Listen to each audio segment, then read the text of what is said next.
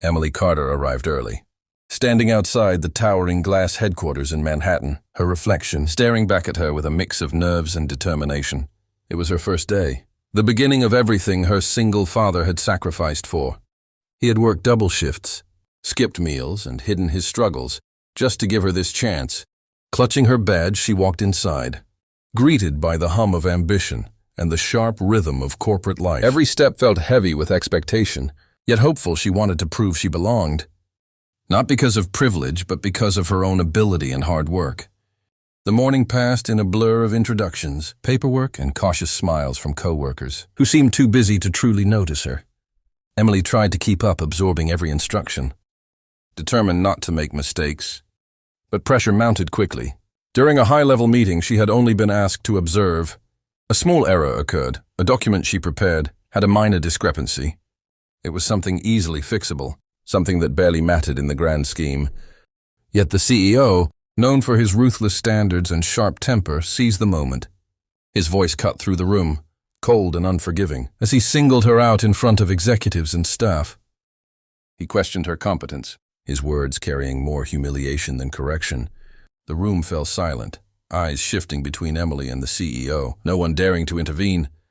Emily felt her chest tighten, heat rushing to her face as embarrassment threatened to overwhelm her. She tried to explain, her voice steady but soft, but he didn't allow it to him. She was just another disposable employee, another example to maintain his authority. Without hesitation, he delivered the final blow. "You're fired," he said, dismissing her as if she were nothing more than a mistake. The words echoed in her mind as security approached. The badge that once symbolized her dreams now felt meaningless in her trembling hands. Still, she refused to break. She nodded quietly, maintaining a dignity that surprised even those watching. As she walked out, whispers followed her, some sympathetic, others indifferent. No one knew her story, the years of struggle behind her calm expression, or the quiet strength she carried. To them, she was just another failure, walking out the door before her career had even begun. Reaching the lobby, Emily paused for a moment, taking a slow breath. The weight of what had just happened settled in. But beneath the pain, something else stirred, resolved she wasn't defeated. Not truly, there was a reason she had come here, a truth no one in that building understood. As the elevator doors closed behind her, taking her away from the floor where she had been dismissed, the same building buzzed with ignorance. They believed they had seen the end of her story, but in reality they had only witnessed the beginning of something far greater than they could imagine. Upstairs, the atmosphere shifted from routine efficiency to urgent tension as an unexpected message summoned the entire board. Executives who rarely appeared in person were suddenly filing into the private conference room, their expressions serious and unreadable. The CEO entered with his usual confidence, adjusting his cufflinks, unaware that the ground beneath him was already beginning to crack. He assumed it was another routine briefing, perhaps even praise for maintaining strict discipline. Instead, he noticed something unusual. The board members were already standing, as if waiting for someone important to arrive. A quiet murmur passed through the room before the chairwoman spoke, her voice calm yet carrying undeniable authority. "We've been expecting Miss Owner," she said. The CEO frowned, slightly confused by the statement.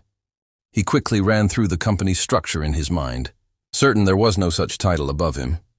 Before he could question it, the large doors at the end of the room slowly opened, the sound echoed, drawing every eye toward the entrance.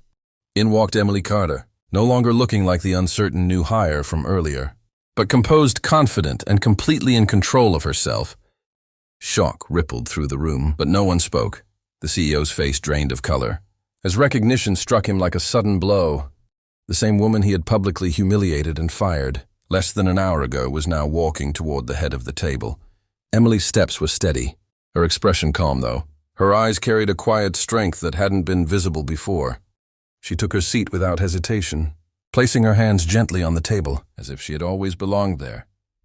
The silence became heavier, filled with disbelief and growing realization. The chairwoman continued, confirming what no one had expected.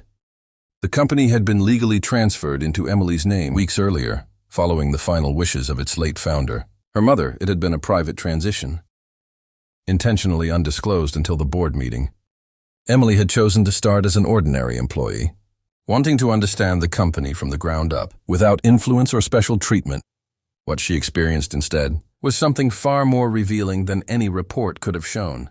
Her gaze shifted toward the CEO, not with anger but with clarity. The CEO struggled to find words, his earlier authority now completely stripped away. The room watched closely, aware that everything had changed in a matter of moments. Emily finally spoke, her voice calm but firm, carrying a quiet power that demanded attention. She reminded him of the way he handled leadership, how quickly he judged, and how easily he discarded people without understanding their value. Then, without raising her voice, she delivered the truth that settled over the room like final judgment. "You fired me without knowing who I am," she said. A brief pause followed before she added, "Now let's discuss your position here.